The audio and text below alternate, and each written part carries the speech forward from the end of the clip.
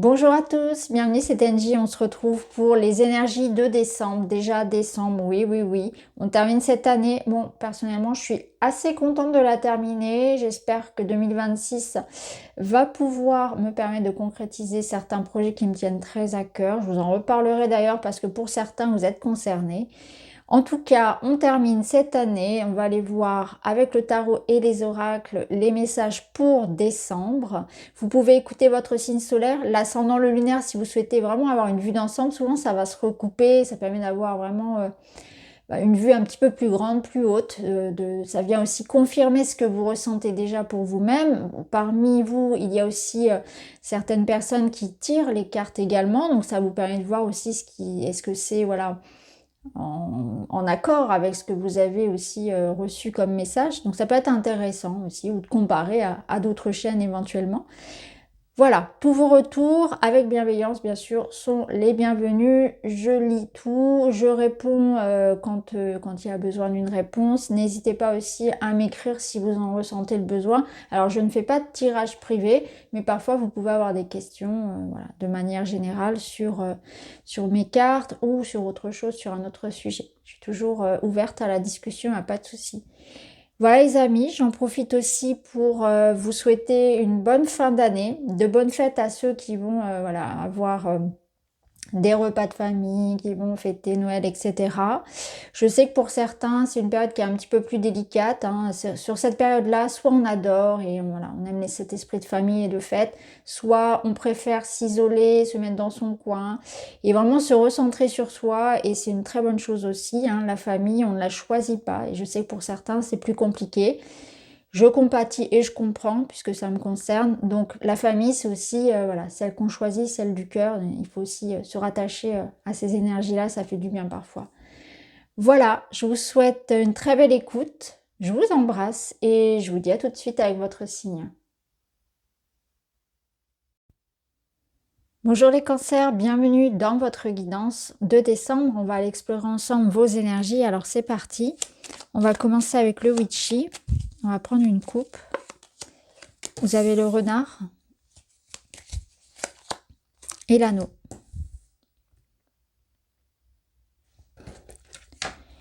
On va l'associer au tarot.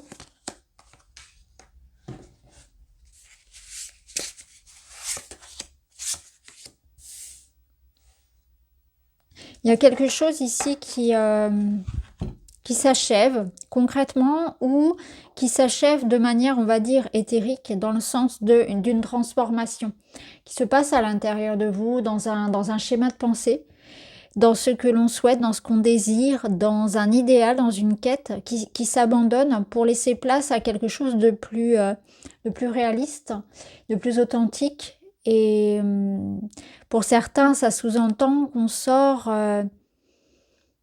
d'une illusion, qu'on sort peut-être d'une attente, de quelque chose qui en tout cas résonne comme sur un air de il fallait qu'on en arrive là. Il y a une forme ici de fin, et en plus c'est intéressant parce que la fin, elle est carrément écrite ici pour ouvrir une nouvelle page. Vous voyez, finalisation, terminer ce qui est resté inachevé pour avancer sereinement. Donc, quelque chose qui se termine avec cette notion de destin, avec cette notion de il fallait en passer là pour accéder à autre chose derrière. Donc on peut avoir vraiment la fin d'un contrat, ça peut être pour vous la fin d'année aussi, la fin d'une période de votre vie, en termes professionnels, en termes de relations, peut-être en termes de vie. Il y a quelque chose qui marque concrètement l'arrêt, la fin, donc pour un renouveau. Ça sous-entend qu'on va ouvrir un nouveau chapitre, on va écrire une nouvelle page. C'est pas toujours facile, même si c'est vous qui avez décidé de cette fin-là, elle n'est pas toujours facile parce que ça implique de renoncer à certaines choses, ça implique de laisser partir aussi des attentes, des rêves, des désirs, des personnes. Et quelque part, en même temps, c'est excitant parce que ça laisse la possibilité pour d'autres expériences. Vous voyez sur la carte ici, alors elle peut être impressionnante cette carte, parce que cette personne, elle est gisante, elle est au sol, elle est clouée par les épées. Et en même temps, derrière, le soleil se lève, l'eau est calme, et on sent que quelque chose peut renaître. Donc c'est une forme de mort symbolique pour accueillir quelque chose qui vous emmène dans un nouveau cycle. Et on vous demande de bien réfléchir à ce que vous voulez maintenant. Alors, il y aura peut-être certaines révélations, certaines désillusions qui peuvent venir sur cette fin d'année, qui sont peut-être déjà là dans votre esprit, et qui vous amènent à plus justement de liberté, de vérité, d'authenticité. Je pense que il peut y avoir une certaine forme d'amertume ou de déception pour certains, mais qui en fait s'avère être une vérité qui était nécessaire. Ouvrir les yeux sur une situation, clôturer des schémas, en finir avec quelque chose peut-être où il y avait de la manipulation, encore une fois de l'illusion, quelque chose qui peut-être aussi vous maintenez quelque part dans un piège, une certaine forme aussi de souffrance. Donc ça peut être vraiment un schéma très interne, une façon de voir les choses, une obsession qui se termine. Bon, on va aller voir pour en savoir davantage, parce que ça reste quand même très abstrait cette fin. On a le 8, je décide d'être combatif, ouais. Vraiment, vous êtes sur un nouveau départ. Pour moi, là, ça sous-entend déjà que pour janvier, il va y avoir comme l'idée de repartir à neuf, renaître de ses cendres. Parce qu'on peut même vraiment aller jusqu'à atteindre un état très compliqué pour certains, mais on doit renoncer à quelque chose et faire avec, avancer. Donc, vous devez en terminer avec quoi? Avec quelque chose de très concret, avec un schéma de pensée, avec une victimisation, avec une illusion, avec une relation qui tourne en boucle, avec une situation qui vous maintenait dans une souffrance. Et là, avec le 8, on a cette notion de force. Je décide d'être combatif, je sors de la posture de la victime. Ça nous ramène au 10 d'épée. Et j'affronte la situation. Je demande éventuellement à quelqu'un de m'aider à me défendre et à me positionner. Donc pour moi, vous reprenez les choses en main, vous vous battez pour votre objectif, pour pouvoir couper des schémas, couper des situations qui se répètent et qui vous maintiennent prisonnier dans un état d'esprit, alors peut-être de victime, ou en tout cas qui vous maintiennent dans des schémas en tout cas restrictifs. Donc je ressentais cette libération, donc c'est ça, le mois de décembre, et certainement pas uniquement le mois de décembre, vous permettent d'aller vers davantage de liberté. Il y a comme une idée de sortir, d'avoir le courage de sortir d'une situation, d'en finir, de la régler. Je ne me laisse plus faire. Je décide d'agir sur ce qui me fait souffrir, sur ce qui me maintient au sol, sur ce qui m'empêche d'avancer. Alors ça peut être vraiment un combat intérieur comme quelque chose en lien avec la justice, avec le financier, avec le travail. Vous voyez comment ça résonne pour vous, ça peut même être relationnel, mais en tout cas ici, on est vraiment dans une posture où on s'affirme et on affronte les choses. Donc on a envie aussi de regarder des vérités en soi. On a envie d'affronter, on préfère vraiment la vérité que le doux mensonge. Il y a aussi cette idée-là pour certains, où on préfère savoir que subir, etc. Alors on va aller voir dans la matière. On a la chute, la déception, donc ça peut être au niveau de quelque chose qui ne se fait pas, qui s'arrête au niveau financier, matériel, professionnel. Il y a peut-être l'idée ici de devoir faire le deuil de quelque chose qui n'est pas ou qui n'est plus, qui ne sera pas. On va voir, il y a encore une fois cette idée de rebondir. Alors avec le tarot, oui, 5 de coupe, c'est ça. Je me focalise ici, c'est un état d'esprit à avoir de... Je préfère me regarder le verre à moitié plein que le verre à moitié vide. Voilà, hein, on essaie de voir un petit peu, de faire un état des lieux.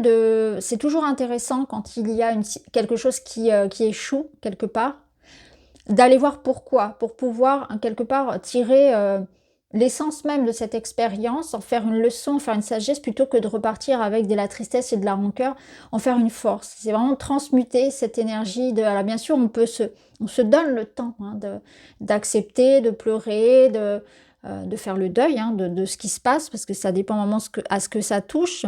Même si ici on est dans la matière, ça peut bien sûr avoir une interaction un peu plus relationnelle. Mais en tout cas, on se dit que voilà, il faut retenir la leçon de ce qui s'est passé et se focaliser sur les 2 coupes qui restent. Donc, ces deux couples-là, elle vous dit que rien n'est perdu, qu'il reste de l'espoir, qu'il reste l'avenir à construire, etc. Donc, c'est se focaliser avec ce qu'on a autour de soi et trouver la capacité en soi de pouvoir rebondir. Alors, on va voir ce que nous dit le Witchy. On va mettre 2 cartes par-dessus, compléter tout ça. Ouais, on a vraiment cette notion de quelque chose qui s'arrête. Et en même temps, voilà, on a l'énergie de la femme, transformation. C'est l'énergie un petit peu qui va représenter la sorcière. Donc, dans le tarot, on pourrait y voir le magicien en termes de correspondance.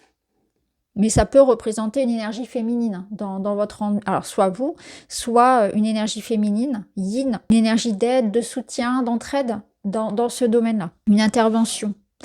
Donc là, on y voit bien une transformation. Mais vous voyez, ce qui est intéressant, c'est qu'on a à la fois ici, dans la symbolique des illustrations, cette notion alors de cercueil qui va représenter la mort, qui va représenter ce qui se termine, mais aussi ce qui se transforme. La mort n'étant pas réellement une fin, on va la voir comme une transformation.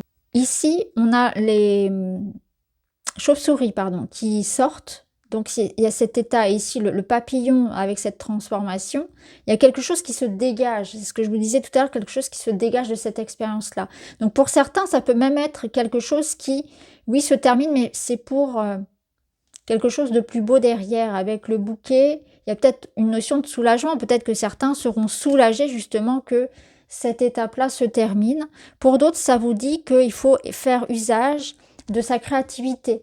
Faire usage de tout ce qui peut être abondance, clé, soutien autour de vous. Donc, il y a la question ici de renaître à quelque chose de plus grand, de plus beau, d'aller chercher l'aide, le soutien, qu'il soit financier, matériel, émotionnel, autour de soi, dans ses relations, dans tout ce que vous pouvez posséder comme ressources à l'intérieur et à l'extérieur pour transformer la situation en quelque chose de bénéfique pour vous. Peut-être que vous comptiez sur quelque chose et que ça ne se fera pas. Ça ne veut pas dire que c'est terminé pour toujours. On n'a pas encore la notion ici d'avenir à long terme. Mais en tout cas, pour le moment, il peut y avoir quelque chose qui ne se fasse pas et que vous attendiez. Il peut y avoir l'idée de quelque chose qui évolue dans un sens. Ça peut être quelque chose de très naturel. Hein. Ça peut être par exemple, l'année se termine et pour vous, ça sonne la fin de votre CDD, ça sonne un départ à la retraite, ça sonne un départ. Voilà, et puis il y a toujours un peu cette nostalgie, c'est toujours avec un petit peu de regret. Vous voyez, c'est pas forcément quelque chose qui tombe comme quelque chose de très négatif. Ce qu'il faut retenir ici, c'est la notion de résilience, de voir le positif en toute chose et de soutien, voilà, de soutien qu'on peut recevoir. Alors, on va aller voir dans le relationnel maintenant.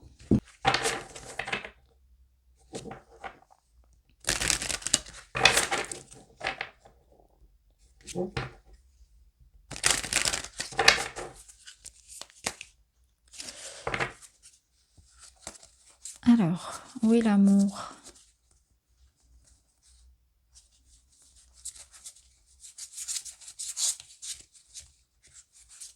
L'amour est là.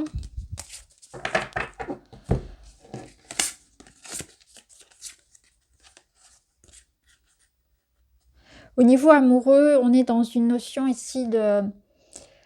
Alors, je pense que vous serez impacté par ce qui se passe ici émotionnellement dans la matière. Hein. Tout est lié de toute façon. On ressent un petit peu cette idée de solitude, d'attente. Tout va pas forcément dans le sens que vous aimeriez. Et ça se ressent aussi au niveau de votre relationnel.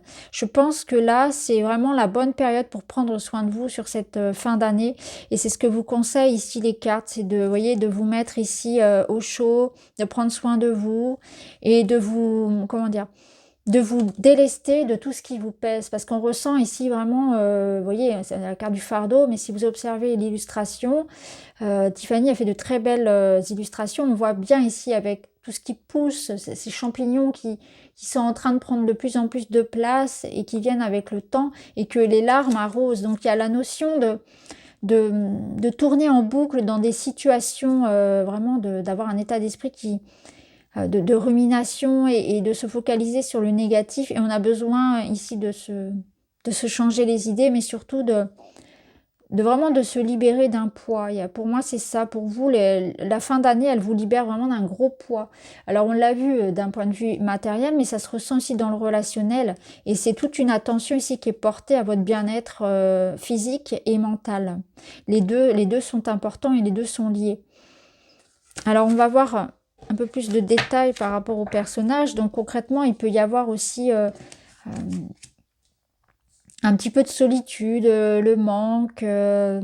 On fait peut-être un point un peu sur l'année et un petit peu pessimiste aussi sur des situations, et notamment relationnelles.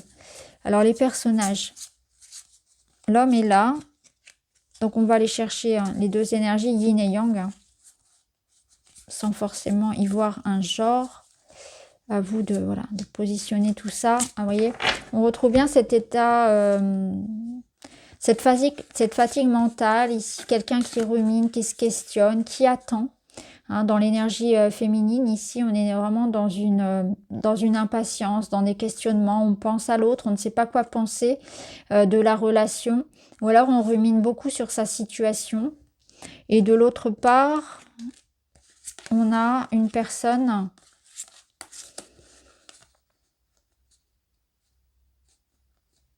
qui ne sait pas comment s'y prendre avec l'autre. Il y a encore une fois cette notion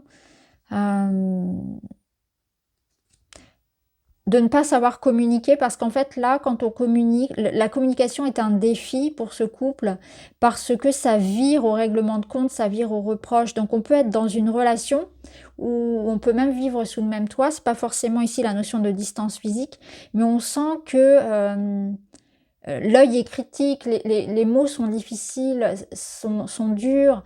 Il y a un manque ici de... Il y a un manque de, comment dire, de proximité et de douceur. On est face ici quand même à des personnes qui sont dans une opposition. Hein. Les mots sont durs. On a cette sensation que peut-être on se sent agressé par l'extérieur de manière générale, mais aussi par une personne en particulier hein, dans la relation. On se sent toujours avec... Voilà, toujours dans l'opposition, toujours, ça finit toujours, les discussions finissent toujours en dispute, on n'arrive pas à s'entendre, on n'arrive pas à se comprendre, c'est compliqué. Ça peut aussi impliquer que l'un des deux partenaires a une problématique aussi intérieure, hein, personnelle à régler. Hein. C'est pas forcément vis-à-vis de la relation en elle-même. Il peut s'agir également de problématiques personnelles. Je pense aussi que la féminine a du mal, enfin l'énergie yin, cette énergie ici de gauche, a du mal à comprendre ce qui se passe dans la tête de l'autre. On a une difficulté ici parce que la personne ici peut avoir des réactions qui sont très différentes et avec un état d'esprit très changeant. Donc ça peut être très déstabilisant pour cette personne-là qui a besoin de sécurité, qui a besoin de savoir où elle va. Et on est ici dans une énergie très instable et ce qui peut vraiment aussi provoquer ici la dissonance et les complications dans cette situation. Alors on va prendre un petit message de votre autre. Alors, je ne peux pas vous montrer les illustrations, mais je vais vous lire son message. Vous avez l'engagement. Je me sens prêt à passer aux choses sérieuses avec toi. Union, stabilité et projet commun. Cette personne souhaite te dire qu'elle désire une relation stable avec toi. Elle se sent prête à construire une histoire sérieuse et à faire des projets communs. Elle est prête à s'investir totalement avec toi, que ce soit une demande en mariage, emménager ensemble ou bien te présenter à ses proches. Attends-toi à du concret de sa part. Tout est clair et sans ambiguïté. Vous formez désormais un couple officiel. Alors, vous voyez, ce message, il vient nous apporter quelque part l'évolution de cette situation-là, où on sent que, oui, la difficulté ici, elle est de communiquer parce que l'énergie yin ne comprend pas la stratégie amoureuse, les comportements de l'autre, de la personne face à elle. Et pourtant, cette personne-là, elle est prête à s'engager, c'est ce que nous dit le message. Donc on voit qu'on va aller vers une clarification, que les nuages vont pouvoir s'apaiser, que la communication va pouvoir revenir beaucoup plus douce, beaucoup plus explicite, beaucoup plus claire. Et ça, c'est un défi. On sent qu'il y en a un des deux pour lequel c'est un défi de s'engager, c'est un défi de pouvoir exprimer clairement ce qu'il veut et de savoir peut-être déjà clairement ce que cette personne veut. Ça peut être ça, parce que là, on sent cette personne qui sait ce qu'elle veut, qui est dans l'attente d'une concrétisation, et l'autre qui est plutôt dans l'idée de peut-être d'avoir cette dualité finalement en elle-même. Alors, on termine les cancers avec un petit mot de la fin pour vous, pour décembre. L'étoile, ta bonne étoile. Si d'une envie, d'une idée, d'une rencontre ou d'un projet, ton cœur s'emballe, succombe à ces élans car tu es guidé. Vas-y, le cœur ardent et l'âme rassurée. Une belle expérience t'attend, tu es protégé, profites-en. C'est intéressant parce que ça vous redonne ici l'espoir par rapport à quelque chose. On voyait bien une fin, de manière générale, un nouveau chapitre pour vous. Et cette idée de passer à un autre état d'esprit. Peut-être justement de retrouver l'esprit combatif, mais surtout l'esprit optimiste, aussi bien face à des problématiques familiales, mais aussi des problématiques relationnelles. Peut-être que dans certaines histoires parmi vous, il y en a qui effectivement ont du mal à faire confiance à cette personne face à elle, mais surtout si c'est une nouvelle histoire qui commence, parce qu'on est las de ce qu'on a vécu, et du coup on est dans le brouillard, on n'a plus envie de revivre les mêmes histoires. Et là, on a l'impression que les sentiments, on combat ce qu'on ressent parce qu'on a peur de se laisser piéger par le cœur, avec une certaine forme de vulnérabilité qu'on voit comme de la naïveté, qu'on voit comme un piège presque. Et du coup, il peut y avoir de ça aussi, hein. Donc, ça peut être un défi pour cette personne de vous conquérir, de vous rassurer, de vous faire part de sa sincérité et de son engagement sérieux. Ça peut être aussi le cas.